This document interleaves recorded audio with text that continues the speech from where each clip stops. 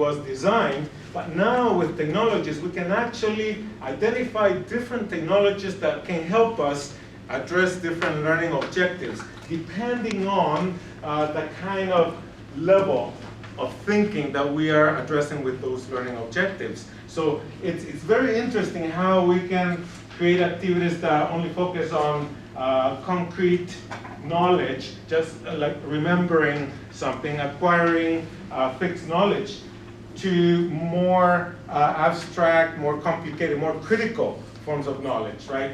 Evaluating and creating with different tools. So that's why I wanted to mention this, because this can help us organize our learning activities, our lesson plans sometimes, if we know.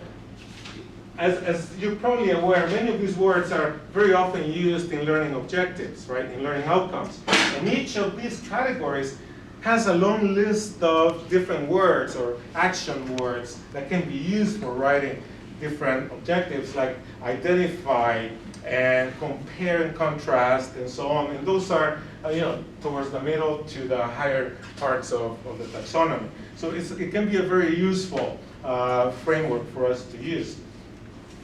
So one last, I think it's the last one, last related point here is, how many of you have heard about flipped learning? Okay, okay, good. So some of you can help me at some point, but it's good that I'll be able to introduce this very briefly to many of you. Have you ever flipped your classroom? The three of you?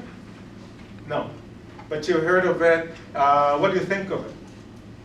I think it's great if you have motivated students who will do those things at home.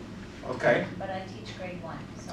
Yeah, and that is probably the key challenge or the key criticism of flipped learning. I'll explain a little bit, but we don't have a lot of time. The reason why I wanted to mention it, I think I may have another slide. No, not yet. So the reason I wanted to mention it is because using podcasting or using videos, for example, these tools are actually, they work very well within a flipped classroom kind of learning environment. So I thought that it would be important to at least mention it, and later if we have time, I'll add a bit more information. I'll give you some resources for you for self-study later if you're interested, including podcasts. Podcasts about flipped learning. Podcasts about podcasting. So you can continue to learn about it if you think there's potential in your own classroom. Essentially, what flipped learning or flipped teaching, all of these terms, what it means is we are flipping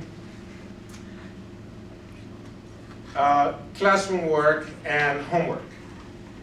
It is estimated that in any course, in any classroom, about 90%, or in any course, let's say, about 90% of the time is spent lecturing or delivering knowledge, and only about 10% of the time is used supporting learners, helping them process that content, that learning. So what flipped learning aims to do is to flip that relationship.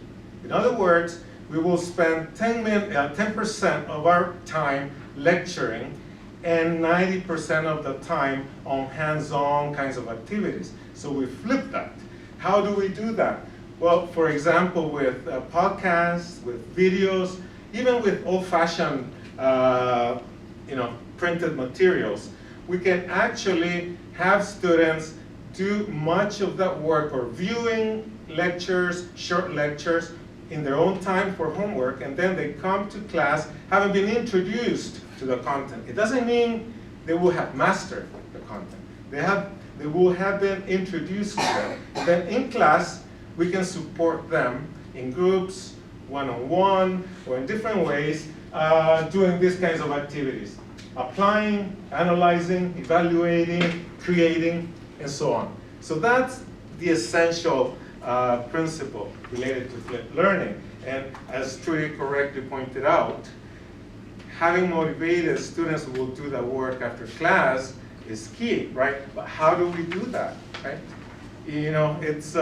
There's no magic bullet for that, right? So what has been found to work in a flipped learning environment is to provide activities, assignments, worksheets that go along with that video or with that podcast for students to do on their own. They're viewing the video, they're listening to the podcast, and they have to complete this worksheet just to show they have viewed it. This can be a very simple kind of exercise just to demonstrate that they have processed the material.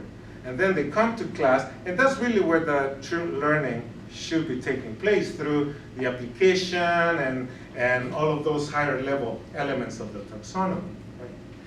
Any comments or questions at this point?